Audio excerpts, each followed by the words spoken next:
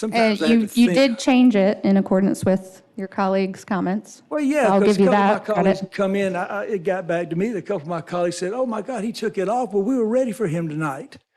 Ready for me for what?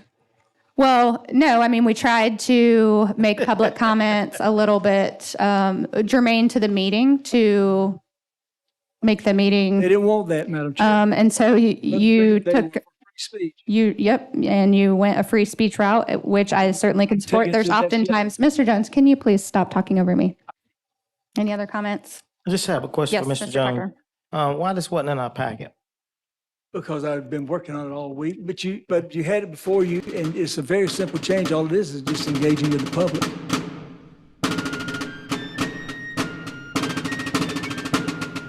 The speaker is Matthew Huchison. Hi, Matt, how are you? I'm here to speak on the proposed changes to the public comment guidelines, which I believe were triggered by a anarchist group, I think, was harassing one of the council members. So I gathered some writings of an anarchist. I want to read them tonight. Hope it doesn't disturb anybody. Some writers have so confounded society with government as to leave little or no distinction between them, whereas they are not only different, but have different origins. Society is produced by our wants, and government by our wickedness. The former promotes our happiness positively by uniting our affections, the latter negatively by restraining our vices. The one encourages intercourse, the other creates distinctions. The first is a patron, the last is a punisher. Society in every state is a blessing, but government, even in its best state, is but a necessary evil. In its worst state, an intolerable one. For when we suffer or are exposed to the same miseries by a government, which we might expect in a country without government, our calamity is heightened by reflecting that we furnish the means by which we suffer. Government, like dress, is the badge of lost innocence. The palaces of kings are built on the ruins of the borrowers of paradise. For where the impulses of conscience clear, uniform, and irresistibly obeyed, man would need no other lawgiver. But that not being the case, he finds it necessary to surrender up a part of his property to furnish means for the protection of the rest. And this he is induced to do by the same prudence which in every other case advises him out of two evils to choose the least.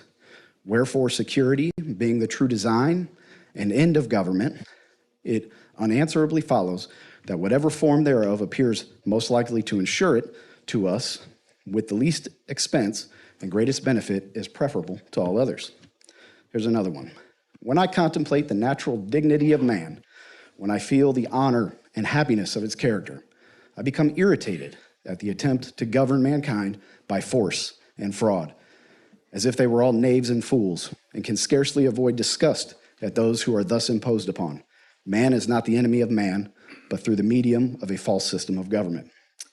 Here's another one. Government ought to be as much open to improvement as anything which appertains to man, instead of which it has been monopolized from age to age by the most ignorant and vicious of the human race. This anarchist, his name is Thomas Payne. You may know him, one of our founding fathers. He refused to sign the Constitution, by the way. Was Thomas Payne an anarchist? He probably would be labeled as one today. I know what I said tonight is either falling on deaf ears, going over some people's heads. It's okay. I've resigned myself to that's the way it goes. If only we would give liberty a chance here, listen to the people. I'm so glad to see the room full of people redressing their grievances with their government while they still can. That's great. I'll leave you with these final words from a true patriot and anarchist, by the way, Lysander Spooner. A man's natural rights are his own against the whole world, and any infringement of them is equally a crime, whether committed by one man or by millions, whether committed by one man calling himself a robber or by any other name indicating his true character, or by millions calling themselves a government. I want to say, God bless Tom Webb, God bless Jeff Maddox, and God bless the few remaining patriots in this country. Members of the public and county council members. Thank you, Mr. My Hutchinson. proposal for December 12, 2023 meeting was not a limitation of free speech as was put out there. You know, what I proposed last time was very legitimate. I said, let's have a public speaking section and let's limit it to make sure that it supports the business at hand, what we're discussing. Well, we have to do that on this county council. But I was slam man, I'm against free speech, because what I proposed last time was nothing but just trying to keep everything in accordance with our meeting and our budget. And if you look at our budget, that covers a lot of territory. That is not stifling free speech.